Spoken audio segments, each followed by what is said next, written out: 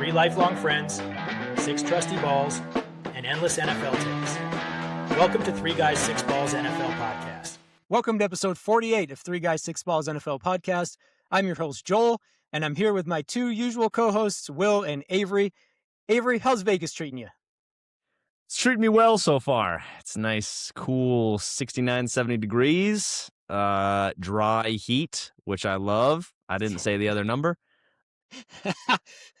Yeah, just moved in a few days ago. Got this whole thing set up today. Yeah, very, very excited to be back in Vegas. I lived here like 10 years ago. Have you seen Mark Davis' haircut yet? Not in person. But if I do, I will snap a photo and we will use that as the thumbnail for a future episode. Please. We have to have it on our show. We just have to. I'll get it. All right. Well, it's good to have Avery back with us after his move last week when he wasn't here. So last week, Will and I talked about some of the NFL awards, and we're going to do that again this week because the NFL award show is this week. So last week, Will and I talked about the MVP award, the Offensive Player of the Year, and Defensive Player of the Year awards. Today, we're going to talk about Coach of the Year. We're going to talk about offensive and defensive rookies. So we're not going to do all the awards, but we'll do Coach of the Year, Offensive Rookie, and Defensive Rookie of the Year. And then we'll talk about the Super Bowl because that is also this week as well. And then if we have time at the end, we'll talk about some of the new coaching hires and go over which coaching hires we think are the best and the worst. But before we get into all that, as I mentioned, Will and I talked about some of the awards last week, and we did for and against cases for some of those awards. Well, I decided that I was going to post on social media a against case for Myles Garrett to not win Defensive Player of the Year. And that post on Instagram got 56.8 thousand views. And it was mostly people Straight just to jail. saying, Straight to "I'm jail." retarded." Yeah, it was mostly people just saying I'm a complete idiot.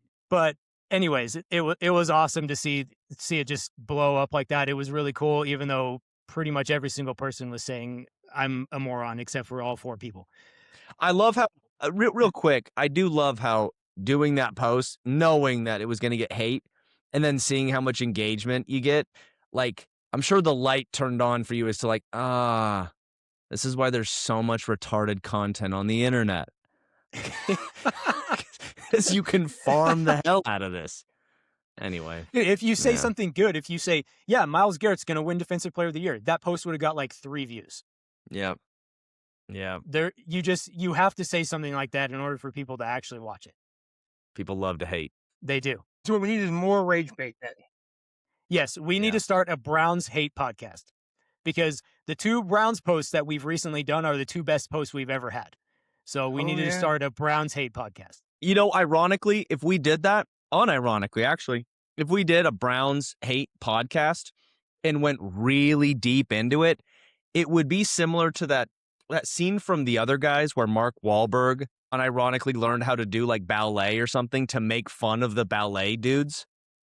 And he like got really into it just to like make fun of them. It would be wild if we got into it and it got to the point where we were really deep into it and we just started making sense. And then it ended up becoming like the official Browns podcast because of like how like real and true all of our takes were. It would be funny, but I could see that doing really, really well. It would be fun. I'll say this about Browns fans. They love to defend their team, even though they have to know that their team just sucks. But they defend their team to the death. Have to. They have to. You know, it's funny. I even had one just random kid on Instagram reach out to me, and he was like, bro, did you just make a hate post against the Browns to just try and get Browns fans to hate you? And I was like, yeah, 100%. And he was like, dude, the Browns only have like 3 total fans, and 2 of them are me and my dad. Well, what do we have over here? Looks like a Browns fan heard us and decided to come in and chime in and try to defend the Browns. Ew. That's gross. I think I just threw up in my mouth. Hang on, I need to go throw up real quick. A Browns fan. You not see my Chargers right over there? Come on now. Yeah, equal amounts of playoff success. Nah, that's not true. Come on now. Whoa, come on now. What are we doing, boys? What's up, Tim? What's going on, man? Oh, nothing. I just, I don't know. I kind of dug out the old equipment for the first time in forever and just thought I'd see what you boys were up to. All right. Well, yeah, today we're going to talk about some NFL awards. Oh. Thanks for joining us. Hey, you're welcome. You're welcome. I hear you have an announcement you wanted to share with us. Oh, you want me to do it now? Now. Okay, well, Now we have to. breaking news. You heard it first on the Three Guys, Six Balls podcast. The man, Timmy, Answer the Call podcast is coming back to a screen near you. If everything works out, should be live next week. Back in it. I'm not gonna lie, it feels good to be back, and I'm glad I'm able to crash this party to kind of shake off the rust a little, because I'm sure there's going to be quite a bit. But he's going to use us as guinea pigs. Yeah, a little test subject. So what are we talking tonight? All right. Well, just to give you the rundown, so we're talking about Coach of the Year, Offensive Rookie of the Year, Defensive Rookie of the Year. Then we'll talk about the Super Bowl, and then hopefully at the end we'll get to some of these recent coaching hires, best and worst. So we'll see how much we get through, but to get us started, let's go ahead and talk about Coach of the Year. Coach of the Year. So the finalists for Coach of the Year are Liam Cohen, Ben Johnson, Mike Macdonald, Kyle Shanahan, and Mike Vrabel. So Tim, since you're our guest today, why don't you get us started? Who do you think's going to win Coach of the Year? Oh, that's actually a really good one because, there's so many good coaches. I'm not going to sit here and spend a whole lot of time on this, but let's be real.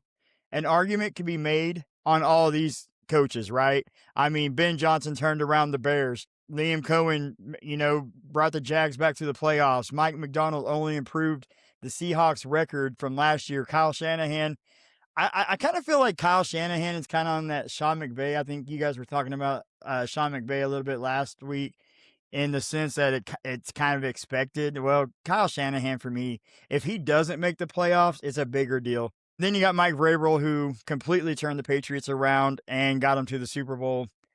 I personally would like to see Liam Cohen or Ben Johnson win it, but I really think that Mike Vrabel is going to take it. Will, who do you have winning Coach of the Year? Pete Carroll. I mean,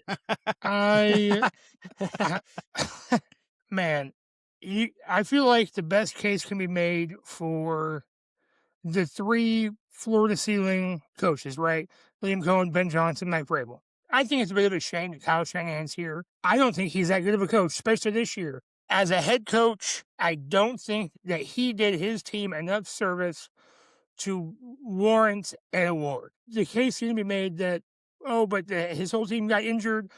Okay, well, then your coaching staff didn't do a good enough job keeping your players protected. I mean, that's kind of what that boils down to me. I think it's a shame that he's even here. I would like to see Mike Macdonald win it.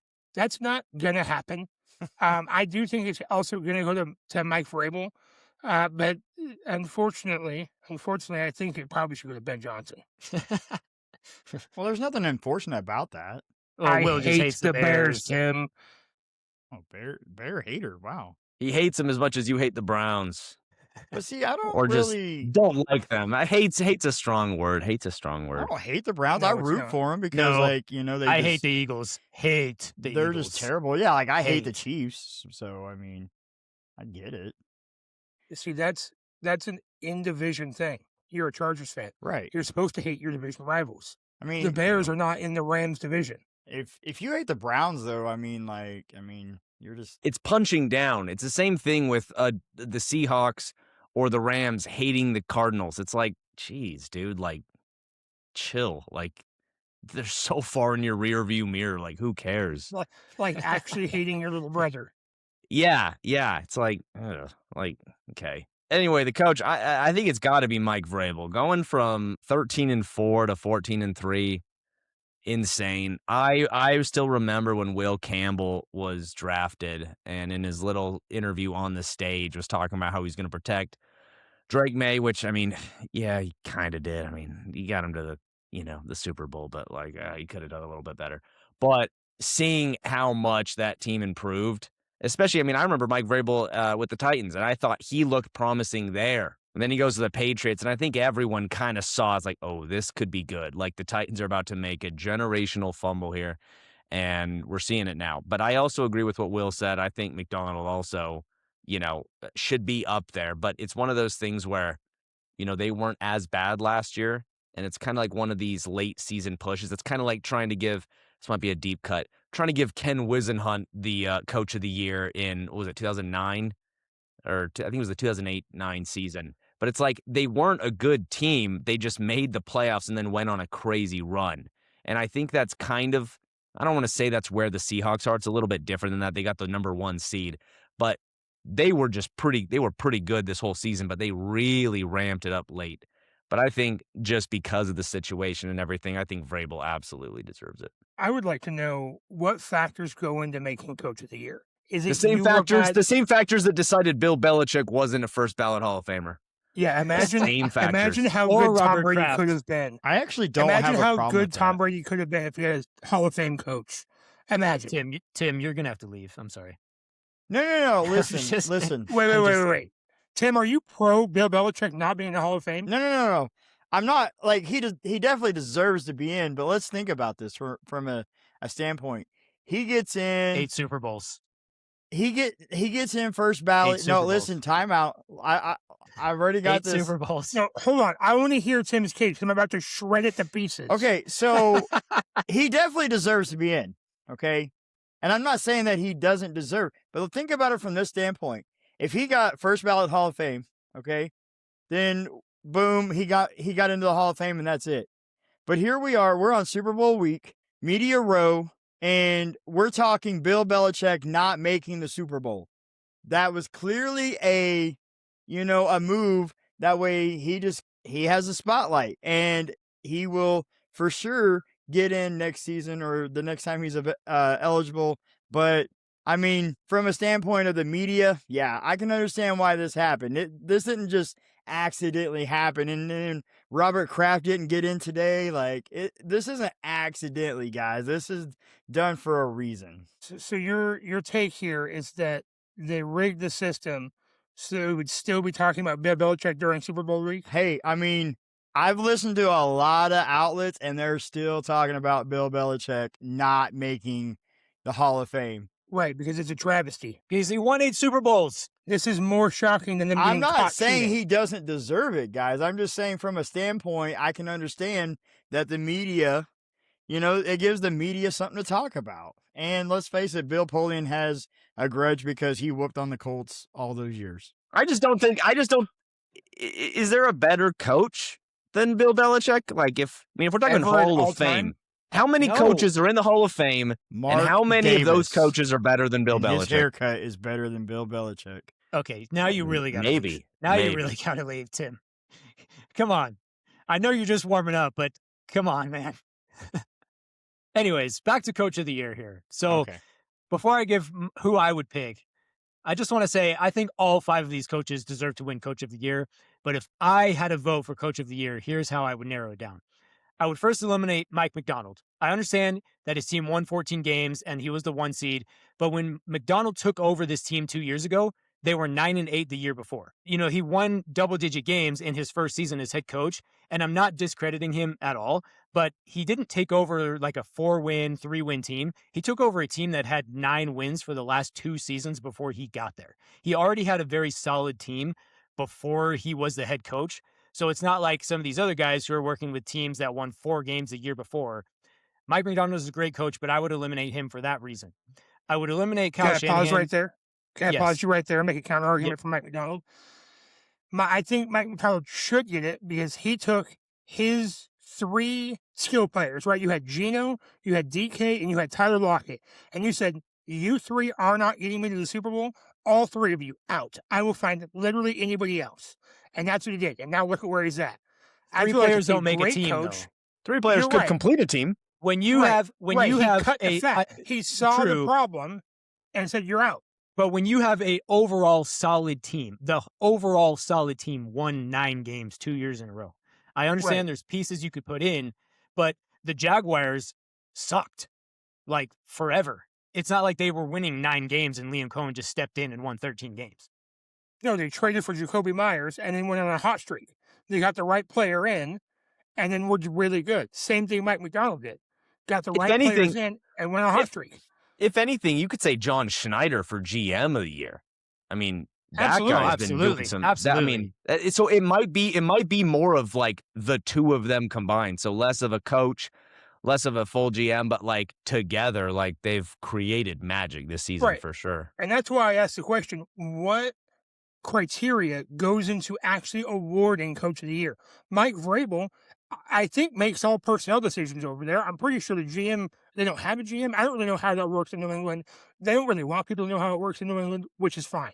They're not Hall of Fame worthy over there anyway. Who cares? So Mike Vrabel made all these personnel decisions, brought a bunch of people in, paid Milton Williams the highest amount anybody has ever made as a New England Patriot, and what did he get him? All the way to the Super Bowl.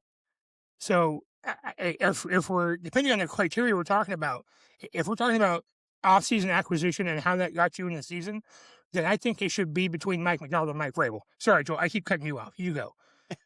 Yeah, stop. Come on. I won't. All right. Anyways, I would eliminate Kyle Shanahan because he's won double-digit games 5 times in his career. He's been to 4 NFC Championship games and 2 Super Bowls. This is just what we expect from Kyle Shanahan. And I feel like most of the time this award goes to a coach who did something we didn't expect. So for me, Coach of the Year really comes down to 3 coaches for me: Liam Cohen, Ben Johnson, and Mike Vrabel. Liam Cohen took the Jags from 4-13 to 13-4, and he's the only coach in NFL history to win 12 or more games as a first-year head coach after taking over a team that had 4 or less wins the season before. When you think about a successful franchise, do you think about the Jaguars? Absolutely not. But Liam Cohen just came in with the team that he was given and won 13 games in his first season as a Jaguars head coach. Then you've got Ben Johnson, who I think is the popular pick because of the hype he received for the award before the season, and he lived up to the hype. He completely changed the way that this team operated. He changed the identity of this team. If you took last year's Bears team and you put them in those same late game situations as this year's Bears team, they probably lose every single time. But Ben Johnson helped this Bears team to grow up. And then finally, you've got Mike Vrabel, who also took over a 4-13 team and got 14 wins. He took a team that had 4 wins, brought in a bunch of guys, got them to quickly buy into his system. He got a second-year quarterback to be a finalist for MVP and possibly might be the MVP. And so all 3 of these guys, to me, are the most impressive coaches of the year. Yes, Will, I know you think that Matthew Stafford's going to win it, but I said might. I did say might, just so you know. I didn't say That's he was why I going just looked. That's why I only glared at you. I didn't say any words. So if I was voting for Coach of the Year, I would personally vote for Liam Cohen because he won 13 games with the Jaguars, which is almost unheard of. With the Patriots, they have a history of being a winning franchise, and so it's more expected from the Patriots than it is from the Jaguars. Nobody expects the Jaguars to ever be good. Nobody thought the Jaguars were going to be good this year because it's the Jaguars. So I would personally go with Liam Cohen, but I don't think there's really a wrong choice here. Definitely not. There is a wrong choice. Except for Kyle Carroll. Kyle Shanahan. No, Kyle Shanahan. I would give Pete Carroll votes because he had to put up with Vegas over Kyle Shanahan. All right, anyways, let's move on to Offensive Rookie of the Year. So the finalists for this award are Jackson Dart, and that's it. Jackson Dart. All right, let's go. Jackson Dart, Emeka Egbuka, Travion Henderson, Tetsuroa McMillan, and Tyler Shuck. So, Will, why don't you start us on this one? Who do you think is going to win Offensive Rookie of the Year? Ted McMillan. I think if Tyler Shuck plays the whole year, I think he's got a fair shot at it. Now, notably, gave that man a lot of crap and gave the Saints a lot of crap. Same. And then he kind of said, I'm going to just figure this out. You forget, I'm actually like almost 30 years old. I'm an adult to make decisions. I'm not some young Jackson Dart kid who still thinks I have to be all cool. So if it wasn't just the last few weeks of the season, I would give it to Tyler Shuck, but to me, it goes to Ted McMillan. I, of course, don't have the stats pulled up because I wasn't expecting this. I do. 70 catches on 122 targets, 1,014 yards, and 7 touchdowns. Yeah, great. If that's a veteran, he's getting a contract extension. I mean, that's how that works. If that's in your contract year, you're getting an extension. You don't expect anybody in the Panthers to have those kind of numbers. You don't expect anybody being thrown the ball by Bryce Young to have those kind of numbers. And that just happens to be both. It's Ted McMillan to me, and I expect more from him moving forward. Excuse me. All right, Avery and Tim, do you guys have anybody other than Ted? No, I got Ted. Yeah. I did it. Yeah, I have. Will wins. I definitely have somebody other than Ted. Although I will say, Will, very well said. an argument can be made for, I mean, realistically, 3 out of these 5 candidates. And I think when it comes down to it, I wish Tyler Shough would have started the season. Instead, the Saints wasted half of a season with Spencer Rattler. I couldn't even think of his name because he was that crappy. But if they would have started with Tyler Shough, I think he hands down wins the Rookie of the Year. But really, it can come down to a coin flip between Tet and Jackson Dart. I think Jackson Dart does get it, though, because his number 1 wide receiver went Jackson down. Dart. Okay? His starting running back, his bowling ball of a running back, goes down. He has a crappy offensive line. He has a head coach that gets fired in the middle of the season, and he still managed to go 2,272 yards, 15 touchdowns, 5 interceptions, 86 carries for 487 yards, 9 touchdowns. And now, that's without weapons. Imagine if he would have had Malik Neighbors and Cam Scadaboo that didn't get hurt, and he had that. I think he would have put up MVP type numbers. And so for me, I'm going to go with Jackson Dart. I'd like to go back to my answer because all I said was yes, or I did. I also was considering Jackson, but my main reason for going full tilt on Tet is mainly just because, he actually did it. There's a whole lot of, Malik Neighbors would have had a great season. We should give him, Pro Bowl honors or something. It's but I mean, he didn't. And that is part of it, avoiding injuries and all this. And I think that, at this point, the Pro Bowl is just as credible as the Hall of Fame. So Justin Fields turned down the Pro Bowl. Shedeur That's where the is Pro Bowl's better at right now. Shedeur is better than Bill Belichick. That's what the NFL is trying to tell us. Yeah, how many Pro Bowls did Bill Belichick make? That's true. At least one less than Shedeur. But all in all, and this comes from a Bucs fan who really wanted Ibuka to win it. Tet just did it, and it was on the Panthers with Bryce Young, who the year before, they got, wasn't Tet the first, was he the first receiver picked? Oh, yeah. Yes. Yeah, even then, it's kind of it sounds a little bit like a quarterback going to the Jets, where it's cool, a receiver going to the Panthers right now. It's who knows if this man's even going to get the ball, So I feel like because of that, because of the odds he had to overcome to be basically, he's already 1,000-yard receiver. And I think as much as Dart, was exciting, I wanted to watch every game he was playing in.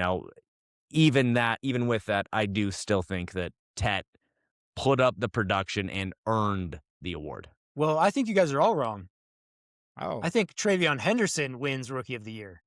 Ooh. If you look at Emeka Ibuka, Tet McMillan, and TreVeyon Henderson, I think those are the 3 guys who have the best chance to win it. But Ibuka started the season off hot, and then he faded towards the end of the season. Tet McMillan, he was more consistent throughout the season, but he did drop off a little bit towards the end of the season as well. But then you've got TreVeyon Henderson, who is kind of the opposite. He started off very slow, but then towards the end of the season, he came on really strong. And he actually finished with more total yards. And I know this is a running back compared to wide receivers, but he finished with more total yards than both Tet and Ibuka. So he had 1,132 total yards, 911 rushing yards, and 221 receiving yards. And he had 10 total touchdowns. Tet had 7 touchdowns and Ibuka had 6. TreVeyon Henderson had more yards and more touchdowns than both of those guys.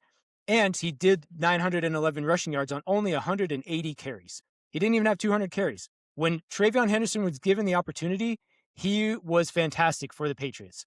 Now, I don't know why they didn't use him in some games the way that they should have. They just didn't. But when he was in there, he was electrifying. He had a lot of very long runs, specifically against the Buccaneers, which was not fun to watch. But he was electrifying when he was in the game. I think he deserves to win Rookie of the Year because overall, I think if you give him 200 carries, he's easily over 1,000 rushing yards. But again, he has more total yards and more touchdowns than both of the wide receivers who are in the race for this award. So my only knock on everyone, I guess, except Ibuka, and in favor of Tet, is that Tet started all 17 games. He was the premier guy all 17 games. Shouldn't that be a case for TreVeyon Henderson, though? Because even though he didn't start all 17 games, he had better stats than Tet. I get what you're saying, and I don't think so. Because the same thing we could say for Tyler Shuck, right? If he had played more, and I guess what you're saying is that Henderson played less and had better stats. I think team scheme comes in a lot there, and obviously that's how anybody wins any award, as the team gives them the ball and then they get to score points. But I think you got to kind of give the knock to the fact that he's on the Panthers, he's got Bryce Young, and he still put up over 1,000 yards in his rookie season. All right, well, let's move on to Defensive Rookie of the Year. Does anybody not have Carson Schlesinger?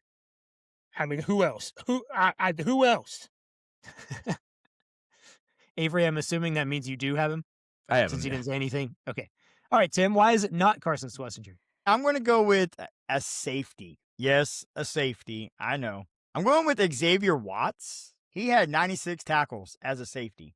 He had 5 interceptions, 11 pass breakups. And then you're looking at, like I said, 96 tackles as a safety. 59 of it was solo, 37 assisted. Like I said, 5 interceptions, 11 pass defended, and 1 fumble recovery. So I think really, Xavier Watts, he could easily take this from Carson. It probably will be Carson, let's be real. But I'm just saying it could be a safety that wins Rookie of the Year. And my boy, Xavier Watts from Notre Dame. Oh, now I see why you're picking him. Okay. I think you could make a case for really 4 out of the 5 guys. I don't honestly know why Abdul Carter is even on this list. Abdul Carter only had 4 sacks the whole season. He had a half a sack in week 1, and then his next sack didn't come until their 13th game of the year, which is surprising because that's who everybody picked Abdul Carter to be Defensive Rookie of the Year. And to me, he should be last place on this list. Out of the finalists, he should be last place. All right. Well, Will or Avery, do you guys have anything you want to say about Carson Schlesinger? Because us 3 have him as winning Defensive Rookie of the Year. So he was all over the field. 156 tackles. That's combined 67. I know what I said. Solo, 89 assists. 11 of them were for loss. 11 tackles for loss. 9 QB hits. So he was in there affecting the play, and the Browns were always on defense. So this dude was always playing. He ended up with 2 interceptions on the season, and so safety Xavier Watts got 5. Well, middle linebacker Carson Schlesinger got 2. That's not a huge difference when you're talking interception numbers. There is a difference in 60 tackles between the 2 guys, though. Yeah, and that's huge. And the fact that he was always there making the play. I couldn't think of a better teammate to have as Carson Schlesinger than Myles Garrett. The possible Defensive Player of the Year, maybe we'll see. But that Browns team was bad, so maybe they won't give it to Schlesinger either. So, I don't know. My only pushback on that is, let's be real, he did just play right next to Mason Graham and Myles Garrett. They kind of opened up a lot for him, is all I'm trying to say. Okay, then Matthew Stafford shouldn't win MVP because he had Puka Nacua and Devontae Adams and an offensive line. We should give it to some... Clip it. We should give it to some country bumpkin who did That's why bad. Drake May's winning it. That's why Drake May's winning it, Will. Oh, he had Stephon Diggs and Rookie of the Year candidate TreVeyon Henderson. Diggs. We can't take away from him because he played with good players. I'm not taking away from him. I'm just saying that you were doing that. You were saying, well, he had good players beside him, so let's be. No, he has Myles Garrett. There's a difference, having Myles Garrett, that you're playing with, and then having somebody else. If he had somebody else, Carson Schlesinger was so good. Hey, if he did not have Myles Garrett, does he have the stats that he has? That's all I'm asking. I don't think no. so. He probably has 200 tackles from him. Yeah, he probably has 200 tackles. Exactly. Oh. So, okay, Tim, let me open this up a bit further. I don't think Jackson Smith-Njigba or Puka Nacua are the receivers that we have today without having Cooper Kupp as a teammate. I don't think they are the receivers that we see this year without learning from Cooper Kupp, Triple Crown winner. You can't take away anything they're doing because they're playing with a all-time great at one time in his career, the greatest that did it. You can't take away from who you learned from. You should be commending him. Hey, you young buck learned from the old head and actually did well with it. It should be a good thing and a bad thing. How many kids do you know that are Schlesinger's age, 25, 24 years old, that actually listen to anybody? I know so many kids. Rip it. Rip it.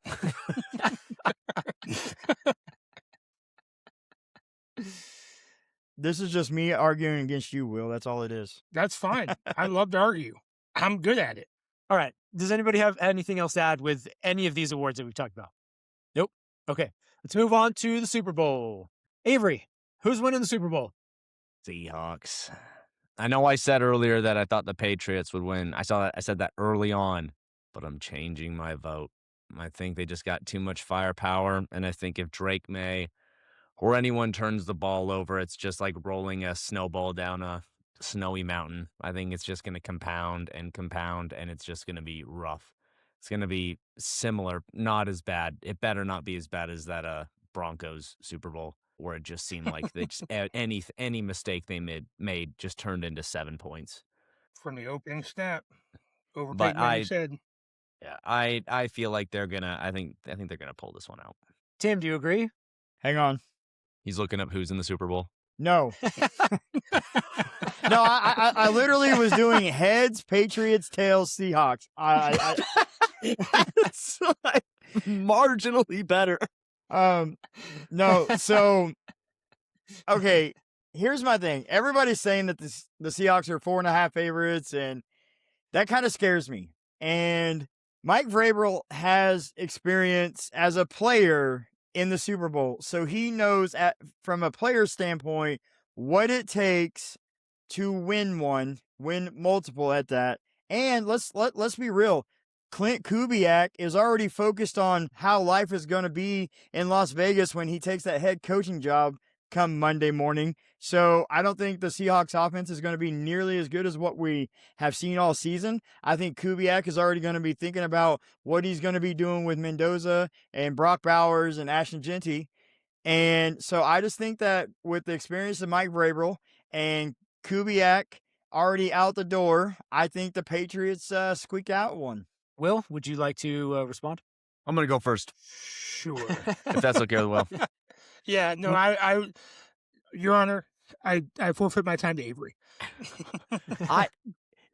Normally, I would not say that Kubiak taking that job would affect them, because that's what I believed when Oregon's offensive and defensive coordinators got head coaching jobs. And I'm like, they've got this set. Their team knows what they were doing. And then they played Indiana, and it looks like they had never had an offensive or defensive coordinator before. So that could actually be something there. I hope it's not. I hope they're all professionals and can remember what they've been doing the whole season. But hey, Joel, I don't think it's nothing. You're the stat guy. What's the percentage of underdogs winning the Super Bowl? I didn't look that up because I don't think it matters. Why is that? Why is it? Because any team can beat any team on any day. Well, yeah, but I mean, we could say that about every other game where there's an underdog and a favorite. I mean, there has to be some kind of percentage of underdog to favorite that wins. I don't pay attention to the underdogs because I don't do the whole betting stuff. So the 4.5 point, I don't even know what that means. I don't even know what that means. It just means that they're favored by 4.5 points. So it means that people with money that are addicts and degenerates believe that the Seahawks will win. It means that degenerates believe that someone will win. That's what it means. It's not stats. It's vibes. And then with money it will be by this many points. Also, how can you be favored by 4.5 when you can't win by 4.5? You can't win by 4.5 points. That's why it doesn't make any sense to me. You can't. That it's just that's just a line. It's just a bet. You know? I don't even know what that means. I know literally 0% of things about betting. 0. That's a good thing. That's a good. That's a great thing. Yeah, especially as I say every time I bring up betting, we don't gamble on this show, but no. Yeah, so I would agree with Tim's Clint Kubiak theory. If it hadn't already been disproved time and time again in this playoff run, this is not new news that Clint Kubiak's going to the Raiders. It may have come out recently, but they had already made this decision. It just wasn't public yet. Clint Kubiak's been going to the Raiders for probably about 3-4 weeks now. That's not new. Just like when Chris Shula, Nate Scheelhaus, and all the other assistants out there were getting head coaching jobs, and yet their teams were still winning. This is not a new thing. I truly believe this is why college football is so jacked right now, is because their free agency period, their transfer portal, is in the middle of the playoffs. That has got to stop. Could you imagine how crazy the NFL would be if free agency was going on right now for every team that had already been eliminated? That's wild behavior. Wild. So I truly think that Kubiak saying, Raiders, we'll get to you. What is it, February 9th? I'm all yours right now. Not even a little bit. I will meet with Mark Davis. I will meet with whoever their GM, Tom Brady, excuse me, whoever their GM is. Tom Brady's not the GM, but he's basically. I will meet with all these guys after I win a ring and bring it to Vegas with me. So I don't think it's going to have any effect. Kubiak has called an absolutely outstanding playoffs. And you know who hasn't had and called an outstanding playoffs? Anybody on the Patriots. I mean, Drake May threw for 86 yards last week, completed 10 passes, 10 of 21, 86 yards. Starting to sound like a parrot from a week ago, but Drake May has played abysmal. He's barely over 50% completion percentage in the playoffs, and now we're going to the biggest stage where the fans who are there don't give a rip about the game. It's all corporate now. You're going to hear cheering, but it's all business and corporate. And yes, there may be football fans, but the amount of actual Patriot and actual Seahawk fans at the game, your average Joe fan isn't paying tens of thousands, if not 20s of thousands of dollars. I don't know how expensive tickets are this year, but I'm pretty sure last I saw the nosebleeds were in the $40,000 range. That is mega corporations buying tickets to give out to vendors as, hey, if I give you this, you'll give me kickbacks later. It's all just a corporate game, so you're not going to have real fans there. And so the momentum swings aren't going to be as big anymore. I think the Seahawks showed it when they kept the foot on the gas against the 49ers. Yep. They showed it. They showed it when they took the Rams all the way to the very end and said, we're not going to let you win. No matter what happens, we won't do it. And we're going to see it again because they played multiple teams who have been good. And it would have been very easy against the Niners to let up and be like, okay, well, we got this one in the bag. And then they give that game up. Because if you play to not win, you play to lose. And so we've already seen them have both hard-fought game and easy one game in the playoffs. And they're going to stick it to the Patriots like the Patriots have yet to be stuck before. I do expect a Broncos-Seahawks Super Bowl again. I'll respond to that, though, Will, because I get that the Patriots may not have been playing very good football in the playoffs. But guess what they've been doing? They've found ways to win. And that's all that matters. Yep. That's all that matters. Against incredibly bad offenses. It doesn't matter. They found ways to win. That is true. You're right. The Seahawks have found ways to win while looking competent. And while looking very good. If you take an unstoppable train and an even better, bigger looking unstoppable train, Yeah, but at the end of the day, what stat matters? The W's and the L's. It does not matter how you get there, what happens in the game. All people talk about is, did you win that game or did you lose that game? And that's all that matters. Well, that's what we're talking about. But we have two teams that have been doing that. So it's not like we're talking about, is this team going to, does this team know how to win? They both know how to win. When you take two teams that know how to win and you put them against each other, that's what we're talking about. Of course, they've all made it. I mean, they've all made it to the Super Bowl. So they've all found ways to win. Now we're pitting them against each other, though. Look, I'll say I am picking the Seahawks to win the Super Bowl, but I'm not counting the Patriots out because I think the Patriots have this big chip on their shoulder going into the Super Bowl because everybody thinks that they're going to lose. If you're not a Patriots fan, you probably think that the Seahawks are going to win the Super Bowl. But I think that actually might work in the Patriots' favor because they're going to go into this game like the 2017 Eagles with their backup quarterback where nobody thinks they're going to win. Nobody thinks they're going to win, except for their fans. But I do think that the Patriots can compete with the Seahawks because they have this chip on their shoulder and nobody thinks they're going to win. But all they've been doing is just winning the whole time against these great defenses.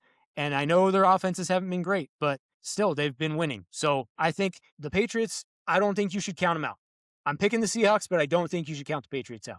I think it was somebody on ESPN, Dan Orlovsky maybe, said with 31 other quarterbacks, the Texans win that game.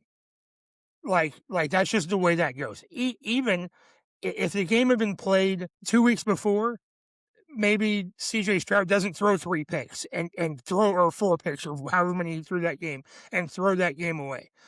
I just think that, yes, they've been playing incredible defenses, but they've been playing terrible offenses, and that is not the Seahawks. And I think you're right. The Patriots could keep it close. I just don't think it's going to happen. They could. I just don't think it's going to happen. Okay, so let's talk about some coaching hires. I want to talk about some coaching hires, and I wanted to talk about best and worst. But since we like pissing off people on the internet, let's just talk about the worst coaching hires. So, Tim, let us know, which coaching hire do you think is the worst? So I'm going to say that I think that the worst head coaching hire has got to either be A, Todd Monken, or B, Mike McCarthy. Not a fan of either one of those. We're now in a situation where the Cincinnati Bengals might just walk away with this division because you hired Mike McCarthy and Todd Monken. I don't understand why Todd went to be a head coach. Maybe this is his retirement party. Hey, I'm out the door. This is going to be the last time I ever get offered a head coaching job. I don't know why the Browns would have offered him that. I don't really understand the Mike McCarthy one, because I don't feel like Mike McCarthy gets you over that hump. I feel like Mike McCarthy he'll win 9 or 10 games, make the playoffs, and lose in the first round, just kind of like what Mike Tomlin has done. It's lateral. It's a lateral move. Lateral. You're the exact same team. I'm not a fan of either one of those. Probably would lean more toward the Steelers, because after Mike Tomlin, you need somebody that's going to, take you to that next level, because Mike Tomlin for 19 seasons had a winning record. He has Super Bowl. He has playoff appearances, but he also has first-round exit after first-round exit. And so I think you need a coach that elevates you to the AFC Championship and to another Super Bowl. And Mike McCarthy's not that guy. And he still believes in Aaron Rodgers. So if I had to pick out of the two, I hate Mike McCarthy going to the Steelers the most. Will, what do you think? What's the worst coaching hire? Not Mike McCarthy, that's for sure. You like that? Truly, this is not rage bait. Truly, I love the Mike McCarthy hire. Absolutely love it. I'm with Will. Love it Why? all the way to my core. I think this was a wonderful hire by the Steelers. Because for the same reason, Joel, the same reason you said the Buccaneers didn't fire Todd Bowles, we're just going to wait for a short-term gap and then get the coach we actually want. Okay? We're just going to keep holding on to the coach we actually want. You hired Mike McCarthy, born and raised Yinzer, from Pittsburgh, grew up a Steelers fan. His dad was a Pittsburgh firefighter and police officer. He also owned a local bar. All right, Mike McCarthy, Pittsburgh through and through. Also, Mike McCarthy, Aaron Rodgers reunion, one last go at it to get to the wild card round and lose again, sure. But what are we expecting from them? We're expecting a couple years of Mike McCarthy and then moving on. Yeah, but the Steelers have had 3 coaches since 1969. Okay, well, cool. Now they're going to have 3 coaches in 10 years. Congratulations. Times change. I just think that this Mike McCarthy hire is such a good stopgap, because there were not the coaches out there that you wanted. That, you're not getting Curt Cignetti from college. That's not happening this year. It's just not happening. You're not getting who's the next hot young guy? Don't clip that. Sean please. McVay. You're not getting that guy this year. It's not happening. You're waiting for more people to come up in the ranks to show themselves as the right person. So why not go with a guy who's a proven Pittsburgh guy, a proven leader, proven he can win. He has won the Super Bowl before. He did not do well in Dallas, but I think we're going complete opposite here. You're going from overbearing owner to do what you want, make my team win owner. I think it's a completely different scenario, and I absolutely love it. I think, personally, to answer the question you asked, the worst hire, Kevin Stefanski. I think that's the worst hire. I think that you watch that guy just decimate the Browns over the last how many seasons? Deshaun Watson, Shedeur Sanders, Dylan Gabriel.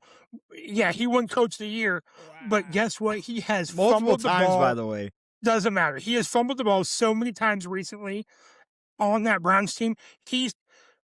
Rumors came out, and if the rumors are coming out, that means it's probably some validity to it that he just didn't like Shedeur Sanders. I mean, there's a whole other conspiracy I could go into here with his wife's grandpa and Deion Sanders. I've already talked about that. I don't know if we were recording it or not, but I have already talked about it. I just think that you are handing the keys to your team over to a guy who holds grudges and makes bad deals already, and you are uncertain. As the Falcons, you don't have a quarterback. You have a wonderful offense. You have a great team. You don't have a quarterback. And who's the man that's fumbled quarterback hires? I mean, he shipped Baker Mayfield out. And then what has he had since then? Terribleness.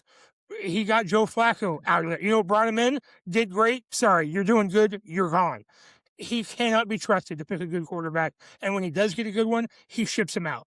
This is the wrong hire at the wrong time. I didn't think about that quarterback thing, honestly, but I like that. Now that you mentioned that, I actually hate that hire. But that's good because I'm a Bucs fan and I hate the Falcons. So yeah, you should love that hire as a Bucs fan. That guy is the worst quarterback guru I've ever seen.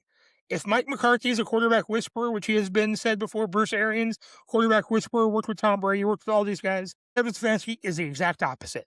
He's a quarterback killer, metaphorically, of course. All right. Well, Avery, who do you think is the worst coaching hire? I want to give a shout out to Stefanski. I kind of put him and what's his name, Jeff Hafley. Oh, I hate that hire too. I forgot about that. I look at that and I'm like, oh, cool. We got a middle of the road guy to go to a slightly lower than middle of the road team. This is going to be perfect. It just seemed like they just needed a guy. So good. Yeah, it just seemed like a warm body. Just like, well, we could bring him in. I thought the Packers underperformed defensively. I thought the Micah Parsons thing was, maybe they just suffered from the hype they got when they got that acquisition, but grossly underperformed, and then he fell upward. I completely agree with Will's take on Stefanski. I think he's garbage. That's just me speaking personally. I don't even have any stats for that. Also comes from the Browns. I just think cool. Let's pull some toxic crap out of Cleveland and put him over here. The other one is I totally agree with Will on Mike McCarthy. I agree with basically everything he said. I think the connection is awesome. I think especially for the Steelers, having that more kind of homegrown feel or just sticking around with the coach for a long time. I think even if this isn't your guy, it's like, dude, you got a homegrown dude here. As a Carolina fan, I like seeing guys that are from Carolina or went to Carolina being the coach. It keeps it all, in the family. And especially when you have a massive program like Carolina or like the Pittsburgh Steelers, I think that that's a great hire. Also, to be fair, from my perspective, I thought Mike McCarthy was great on the Packers. And then I thought when he went to the Cowboys, he was more of just like kind of the same thing as Jason Garrett, Wade Phillips. Like he's just the yes man. And Schottenheimer now. Yeah. And I see it as like, it's just a yes man doing whatever Jerry Jones says. Yeah. And so I see it as like, I kind of just erase that from my memory as far as like what he's capable of. I don't think we've really seen that. I don't know if the Steelers are going to give him the full keys to the kingdom. I would like to see that. I'd like to see him step back into that because I thought him and Rodgers were magical. I thought they were awesome. And so I think that is an awesome hire. But yeah, I think Hafley is just kind of the most forgettable and just underwhelming hire. I think Stefanski, as much as I don't like that, I'm like, hey, maybe they do really great. I just don't see Hafley doing any better than Mike did. So since Avery was talking about the Dallas Cowboys, I'll let you guys know who I think is my least favorite coaching hire. It may not be the worst, but it's at least my least favorite coaching hire. I think the Bills hiring Joe Brady feels like a move that the Dallas Cowboys would make. It feels like the Bills front office called Jerry and said, hey, Jerry, we just fired our head coach because we weren't good enough. You're the best at building teams that aren't good enough. How do we continue to be not good enough, Jerry? Oh, hire a guy from within who was part of the reason we already weren't good enough? Let's hire Joe Brady. I hate this move for the Bills. I don't think this helps the Bills move the needle at all. I think they stay the exact same because Joe Brady was already part of the reason that they weren't good enough. I think they're still going to be in that same tier of teams where they're good enough to make the playoffs, but they're not good enough to get it done in the playoffs. I don't think this move gets them anywhere. He's an offensive coach, and great, the offense is still going to be good. They had the best rushing offense in the league. They've got Josh Allen. They do need a receiver, but without a number one wide receiver, they're already very good on offense. But what about defense? I understand that Josh Allen turned the ball over in that Denver game, but they also gave up 33 points. You need to have a defense that you can rely on in the playoffs, which the Bills do not have. And when you hire an offensive coach to do that, I worry about what's going to happen to that defense, because an offensive-minded coach is probably going to focus on building the offense so that they can score 35 points instead of 30, so that they can win when their defense gives up 33. Did you hear his press conference? He says, I am tired of people calling me an offensive coach. I am a head coach in the NFL. And he goes on this rant, and like he used some words that I'm not going to say on this show. He basically said that like he can't wait till in practice Josh Allen throws an interception, and he used some explicit words there. And then he goes, and I'm gonna go celebrate with my defense. I was like, okay, like maybe this is what you need. You need somebody in there to kind of fire up the guys, because it's kind of been the same old. But I don't like the hire, but he does say that he is not an offensive coach. He is a head coach. I want to say, to push back a little bit on Joel's, I guess, perspective, I think it could be good. The reason I say that is because this feels like a grassroots hire more than a management hire. Josh Allen really likes this guy, and I feel like, the Bills have been right on the cusp for a long time. And I feel like at this point, you need fine-tuning. You don't need a massive overhaul. You need to win in the last game. Like you need to pull it out. And I feel like with this, it keeps the culture intact, that hunger intact. It keeps all the same guys. Like you needed something to change. So they got rid of their head coach, and they brought in a guy that sounds like is a locker room favorite. I feel like at that point, and kind of what Tim was saying, he's like, I'm not just an offensive guy. That might have been the role that they've put him in, or the opportunity that was available. But I feel like most coaches, it's like, I didn't get into coaching to be an offensive coach. I got into coaching to eventually be a head coach.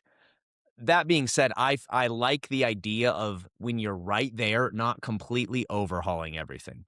Kind of like what the Seahawks did. Like, look, what Will was saying, we got these pieces. I don't think this is going to take us to where we need to go. It is a team sport, like Joel pointed out, but it's like these pieces need to change. We need something here. We need something that isn't a drastic overhaul that could take us to the top and could also reset us. So having said that, just seeing that, this seems to be one of those hires that was kind of dictated by the team rather than the front office or the fans of like, who we want. I like that because it seems to have originated at least from, I guess it was internal. It was an internal decision, which I like in general. Yeah, well, that's how you get head coaches like Chauncey Billups, and that's not what we need. And Brian Schottenheimer, he was an internal hire for the Cowboys. That's why I compared it to the Cowboys. It's literally the same thing. But the only difference is Schottenheimer was the offensive coordinator who didn't call the plays and then was promoted to head coach, which makes zero sense. At least Joe Brady was calling the plays. At least he was calling the plays. Can I real quick just mention this coordinator hire that I just absolutely hate? I absolutely first of all, John Harbaugh going to the Giants, I think is big. I was like, oh yeah, this is cool. That NFC East is about to be competitive. And then he goes out and brings in Matt freaking Nagy, who never called the plays in Kansas City. Andy Reid does. So now he has an offensive coordinator that didn't call plays. And I hate that move more than the Mike McCarthy one. Ask any Bears fan, they'll tell you that Matt Nagy sucks. I don't need that. Bears sucks, so that checks out. There's a reason that Andy Reid called the plays. We're back to that already, Will? We're back there already? It doesn't take much. I think I've given the Bears enough flowers for the whole season.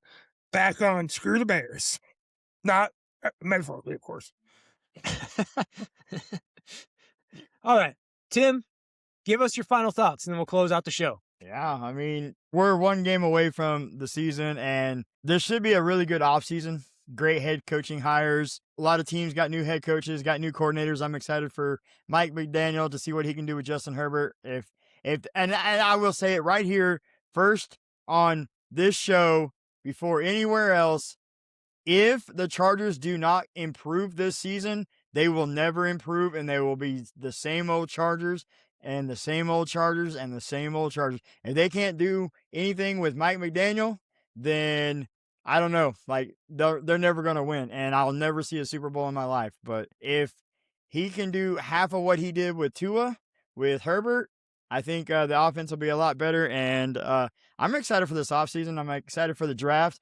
I'm actually about to go back and start watching the Senior Bowl and the Senior Bowl practice to start kind of getting my rookies to watch. So I'm pretty excited for this offseason. Well, Tim, it was good to have you. We're glad that your show is coming back. We wish you all the best on your show and your first episode back. Next week, guys, it's officially the offseason for every team in the NFL. And so that means it's time to do some draft evaluations. So next week, we will be doing some scouting reports. You're going to get a lot of, this is a player who plays football type of stuff. So it should be good. No, we're going to try and avoid that stuff. We're going to try and avoid that stuff this year. We're going to do some scouting reports starting next week, moving forward up to the NFL draft. So I'm excited for that. And with that, guys, that's all we have time for on this episode. As always, don't forget to keep your balls played with.